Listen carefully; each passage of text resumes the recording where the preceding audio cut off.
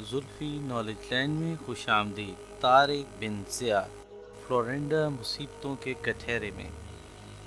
غم خواہ شہزادی فلورنڈا نے اپنی ہیرے کی انگوٹھی دے کر ایک سپاہی سے خنجر حاصل کر لیا۔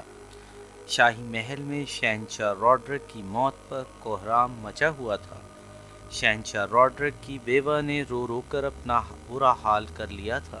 آج کی ویڈیو میں بس اتنا ہی۔ ویڈیو پسند آئے تو ویڈیو کو لائک کریں، چینل کو سبسکرائب کرنا بالکل نہ بھولیں اور بیل آئیکن کو ضرور کلک کیجئے تاکہ ہماری آنے والی ویڈیوز کی نوٹیفیکیشن آپ کو مل سکے۔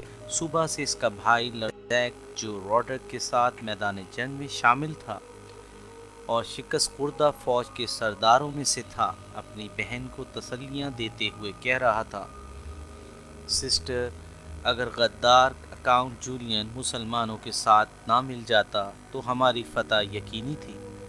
سبتا کے حاکم اکاؤنٹ جولین کے نام پر ملکہ بھڑک اٹھی اور اس نے غصے سے کہا، باپ نے دین مسیح کے ساتھ غداری کر کے پوری عیسائی قوم کا سر جھکا دیا ہے اور بیٹی محل میں میرے سینے پر مونگ دل رہی ہے۔ میں اس کتیا کو پل بھر بھی برداشت نہیں کر سکتی۔ ملکہ انتہائی غصے کی حالت میں فلورنڈا کے کمرے کی طرف چل دی۔ بیچاری فلورنڈا اپنے کمرے کی بالکنی میں حزن و ملال کی صورت بنی حسرت سے چمکتے ہوئے چاند کو مخاطب کر کے کہہ رہی تھی، اے چاند، تو میرا گواہ ہے، میں نے آج تک اپنے سپاہی کی محبت دل میں رکھی ہے،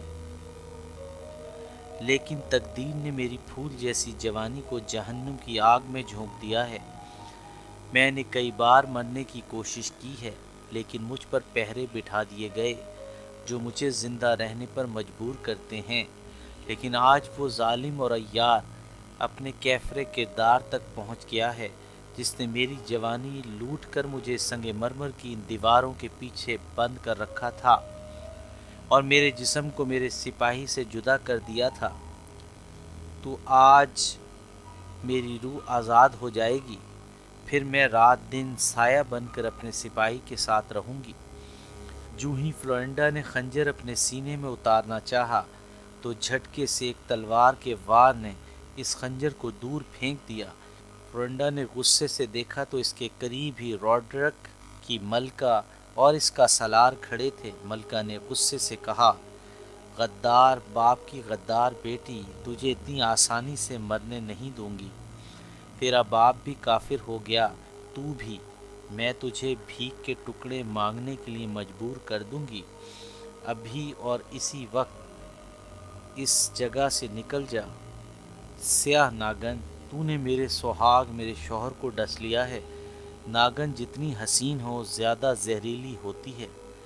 شہزادی فلورنڈا نے جواب دیتے ہوئے کہا، ملکہ، بادشاہ کو میں نے نہیں مسلمانوں کی تلواروں نے قتل کیا ہے۔ میرا باپ کافر نہیں ہے، میں نے تو اپنی غیرت کی دھجیاں اڑانے والے سے بدلہ لینے کی خاطر ایک ایسی قوم سے اتحاد کر لیا ہے جو خود بھی غیرت مند ہے اور دوسروں کی غیرت کی حفاظت بھی کرتی ہے۔ ملکہ نے دانت پیستے ہوئے اپنے بھائی کو مخاطب کرتے ہوئے کہا، سن لیا لرزیک، یہ لڑکی بھی عیسائی مذہب کی منکر ہے۔ مسلمانوں کی تعریف کر کے اس نے ثابت کر دیا ہے کہ یہ بھی کافر ہے۔ ابھی اور اسی وقت اسے دھکے دے کر محل سے نکال دو۔ ملکہ کے بھائی نے جواب دیا، نہیں سسٹر، ایسا نہ کرنا۔ اس کافر لڑکی نے عیسائیت پر اسلام کی برتری بیان کر کے جرم کیا ہے، وہ قابل معافی نہیں۔ میں اسے مذہبی عدالت میں پیش کروں گا، میں شہنشاہ روڈرک کا انتقام لوں گا۔ شہزادی فلورنڈا نے طنزیہ جواب دیا، تم اور کر بھی کیا سکتے ہو؟ میدان جنگ میں مسلمانوں سے بدلہ لینے کے بجائے بھاگ کر جان بچانے والے کمزور عورتوں سے ہی بدلہ لیا کرتے ہیں۔ بہتر ہے تلوار اٹھانے کے بجائے ہاتھوں میں چوڑیاں پہن لو۔ اگر تم بہادر ہوتے تو مسلمانوں کی تلواریں شہنشاہ تک پہنچ نہیں سکتی تھیں۔ شہنشاہ کو مسلمانوں نے نہیں بلکہ تم جیسے ڈرپوک، بزدل اور ناکارہ سپاہیوں نے قتل کیا ہے۔ پھر اس سے پہلے کہ لرزیک کی تلوار فلورنڈا کا سر قلم کر دے۔ اس کے وار کو ایک غلام نے اپنی تلوار پر لے لیا۔ لرزیک اور ملکہ نے غصے سے دیکھا کہ ایک سیاہ فام سپاہی یہاں موجود تھا جس نے اس کی تلوار کو روکا تھا۔ ملکہ نے قہر بھری نظروں سے دیکھ کر سوال کیا، اس نمک حرامی کا مقصد؟ سپاہی نے سر جھکا کر جواب دیا، نمک حرامی نہیں، نمک حلال کر رہا ہوں۔ مادر ملکہ، آپ کو علم ہے کہ میں شہنشاہ روڈرک کا زر خرید غلام ہوں۔ شہنشاہ کے حکم سے آج تک ملکہ فلورنڈا کی زندگی کی حفاظت کرتا رہا ہوں، اور جب تک زندگی ہے میں اپنے آقا کے حکم کی تعمیل کرتا رہوں گا۔ نائٹ لرزیک نے ملکہ سے کہا، چلو سسٹر، بھائی صاحب نے بھی اپنی آستین میں نہ جانے کتنے سانپ پال رکھے ہیں، میں ان سب کو دیکھ لوں گا۔ اندلس کی سلطنت پارا پارا ہو چکی تھی، اور جو حاکم جہاں موجود تھا وہ اپنی خود مختاری کا اعلان کر چکا تھا۔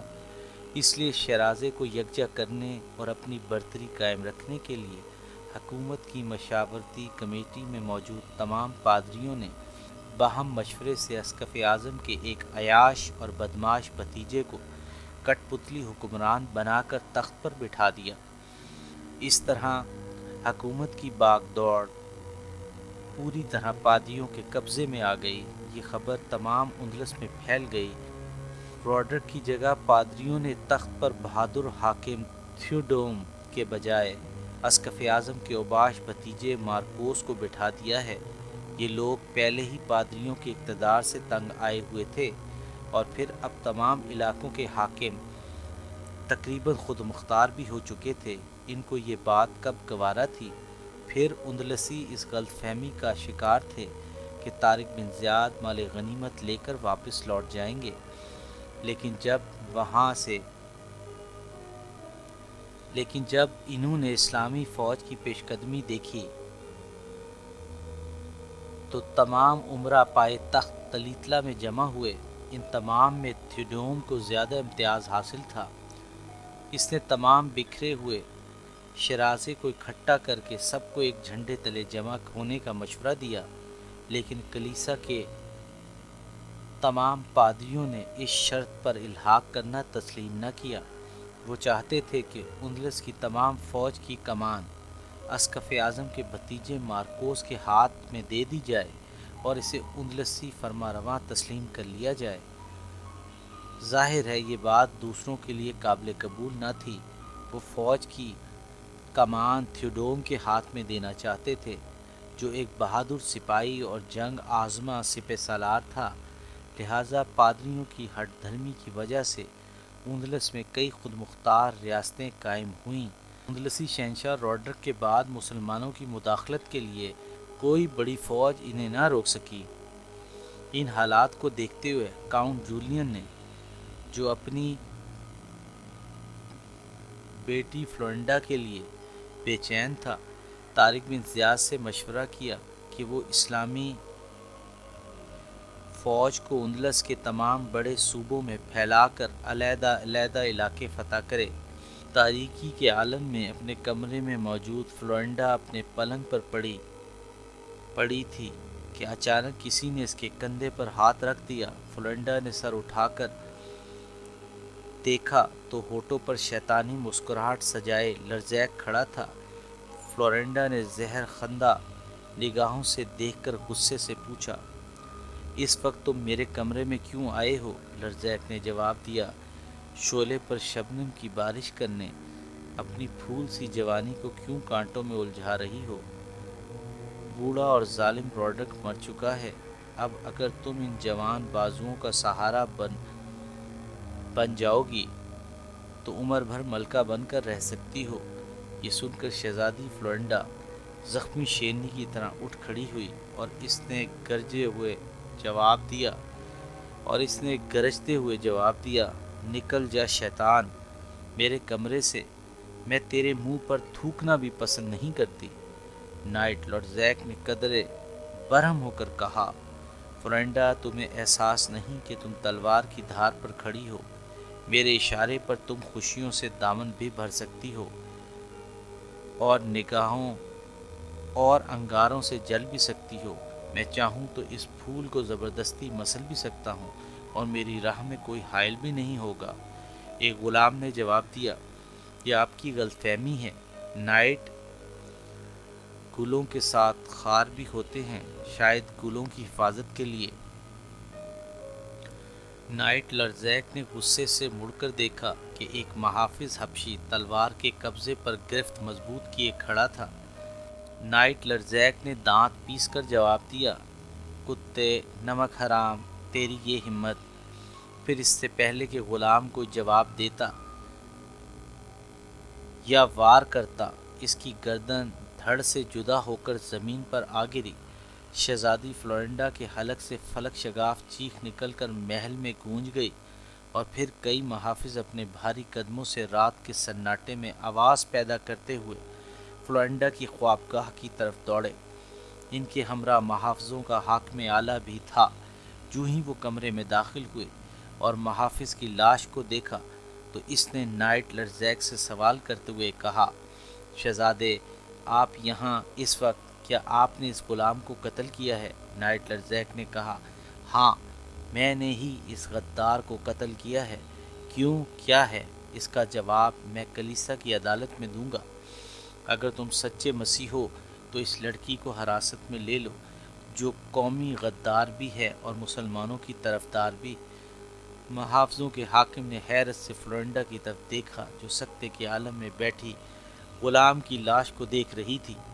نائٹ لرزیک نے کہا، اس کی معصومیت کو نہیں، اس کے گرد زہریلے کانٹوں کو دیکھو۔